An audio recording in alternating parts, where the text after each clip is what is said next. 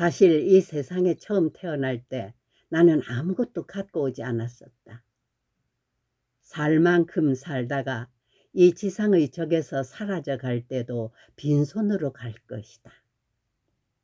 그런데 살다 보니 이것저것 내 몫이 생기게 된 것이다. 물론 일상에 소용되는 물건들이라고 할 수도 있다. 그러나 없어서는 안 될 정도로 꼭 요긴한 것들만일까? 살펴볼수록 없어도 좋을 만한 것들이 적지 않다.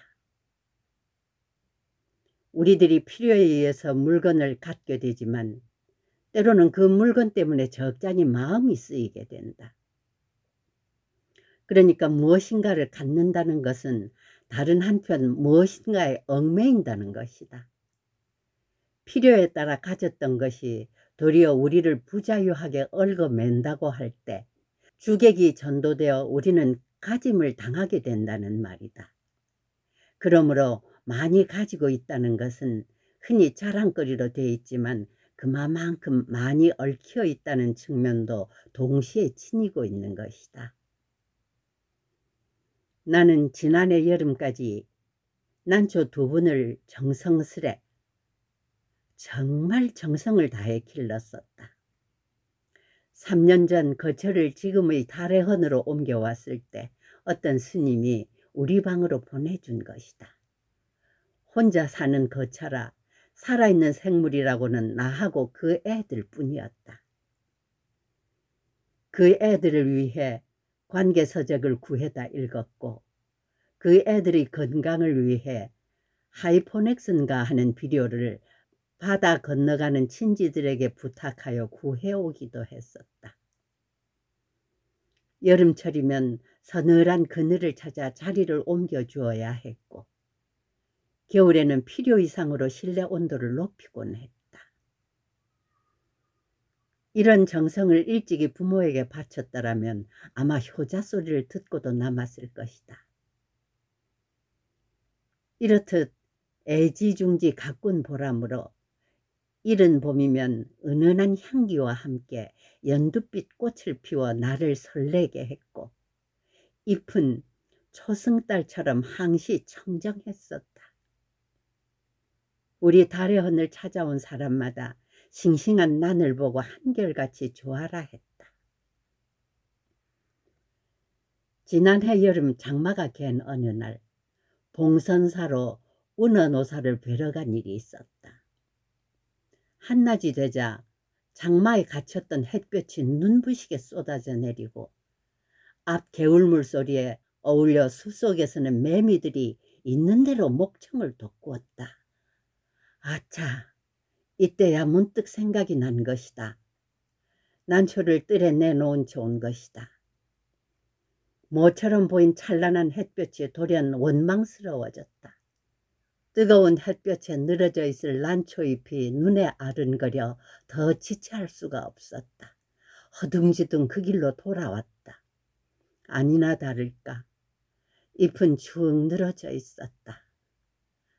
안타까워하며 샘물을 길어다 죽여주고 했더니 겨우 고개를 들었다.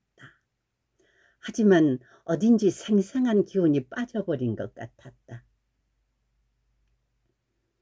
나는 이때 온몸으로 그리고 마음속으로 절절히 느끼게 되었다. 집착이 괴로움인 것을. 그렇다. 나는 난초에게 너무 집념해버린 것이다. 이 집착에서 벗어나야겠다고 결심했다. 난을 가꾸면서는 산철에도 나그네 길을 떠나지 못한 채 꼼짝 못하고 말았다. 밖에 볼 일이 있어 잠시 방을 비울 때면 환기가 되도록 들창문을 조금 열어놓아야 했고 분을 내놓은 채 나가다가 뒤미쳐 생각하고는 되돌아와 들여놓고 나간 적도 한두 번이 아니었다. 그것은 정말 지독한 집착이었다. 며칠 후 난초처럼 말이 없는 친구가 놀러왔기에 선뜻 그의 품에 분을 안겨주었다.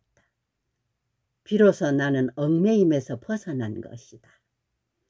날듯 홀가분한 해방감, 3년 가까이 함께 지낸 유정을 떠나보냈는데도 서운하고 허전함보다 홀가분한 마음이 앞섰다. 이때부터 나는 하루 한 가지씩 버려야겠다고 스스로 다짐을 했다. 난을 통해 무소유의 의미 같은 걸 터득하게 됐다고나 할까.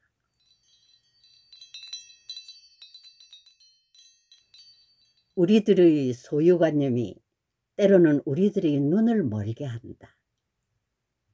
그래서 자기의 분수까지도 돌볼 새 없이 들뜨게 되는 것이다. 그러나 우리는 언젠가 한 번은 빈손으로 돌아갈 것이다. 내 이 육신마저 버리고 호롤이 떠나갈 것이다. 하고 많은 물량일지라도 우리를 어떻게 하지 못할 것이다. 크게 버리는 사람만이 크게 얻을 수 있다는 말이 있다. 물건으로 인해 마음을 상하고 있는 사람들에게는 한 번쯤 생각해 볼 말씀이다. 아무것도 갖지 않을 때 비로소 온 세상을 갖게 된다는 것은 무소유의 영리이니까.